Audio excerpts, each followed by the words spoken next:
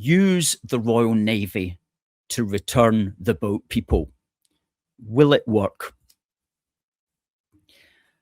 I must say, Nigel Farage and Zia Yusuf and the Reform team are to be congratulated for moving the immigration control conversation onwards at their press conference on Monday, the 3rd of August. It's an eye-catching idea to deploy the Royal Navy in the English Channel. Now, Reform's idea is that the Channel crossers, the boat people, will be picked up by the Royal Navy, which will immediately take them back to France, where they will be, presumably with French cooperation, walked off the gangway at the French end. And this will be in the presence of Royal Marines who'll be there to ensure, presumably, that everybody behaves themselves. Well, it seems like a good idea. It seems like a sensible idea, but will it work? And this is the situation. We don't know if it'll work. Maybe it'll work. Hopefully it could work, but it will certainly be a part of a solution which ensures a properly defended border. And it should always have been a part of a solution to ensure a properly defended border. Because as Farage said at that conference, what on earth is the Royal Navy for if it's not to defend our country from what amounts to an invasion? So yeah, well done for Reform for moving debate in that direction. However, I'm going to suggest that there is an easier way, which can also be part of this overall solution. Imagine this scenario, and let's use the breaking into your house scenario, because this is what it essentially is. Say somebody is trying to break into your house and you catch them before they reach the window and you walk them back to their car politely and in a friendly way. You ask them not to do it again. Will that really stop them having another go? Because that's what Reform is suggesting here.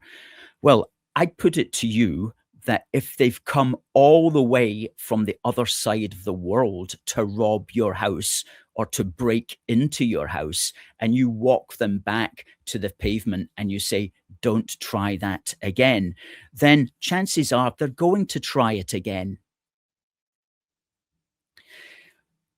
Instead, if somebody's trying to break into our house, we need a deterrent which will prevent them attempting in the first place. You want them to be thinking, I'm not going to break into that house because I know the penalty that awaits me if I do. And it would be a severe one. And that's what we normally have in society. The normal punishment to housebreaking is prison time. And so similarly, if somebody is trying to break into our country illegally, then there needs to be a deterrent which will stop them.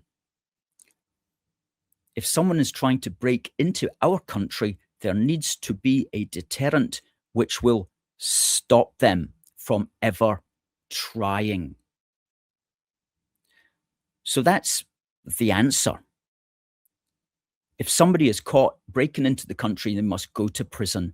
And they must know that if they try to break into the country, they will be caught and they will go to prison. And they will suffer a penalty of how many years in prison. And we believe that with that deterrent in place, then the traffic would quickly melt away and there wouldn't be very much work for the Royal Navy picking up people in the English Channel anymore. Now, some people might say, well, that's an expense, putting them in prison. Yes, it is. But because you won't have to do it to very many people, and because you won't have to do it for very long, the expense will not be as great as the expense that we face right now, having to basically take care of anybody and everybody who comes across the English Channel, which, as we say, will be an endless flow every day, forevermore, unless we get serious about this. So we'd say to reform, returning the boats is one way, but it's not a sufficient enough deterrent because there's no long-term punishment to the perpetrator to stop him from trying again.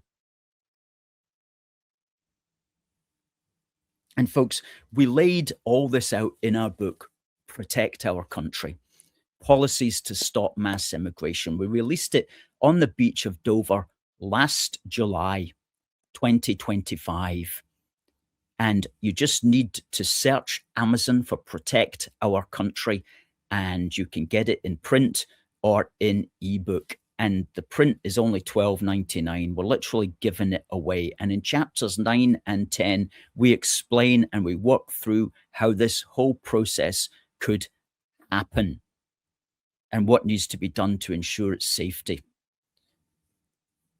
So please check it out. And if you're not going to read it, buy a copy anyway, send it to your MP, send it to your MSP, send it to a TV or a radio studio and say, folks, get Alistair McConaughey on your program, because we have not been, and it's a crying shame.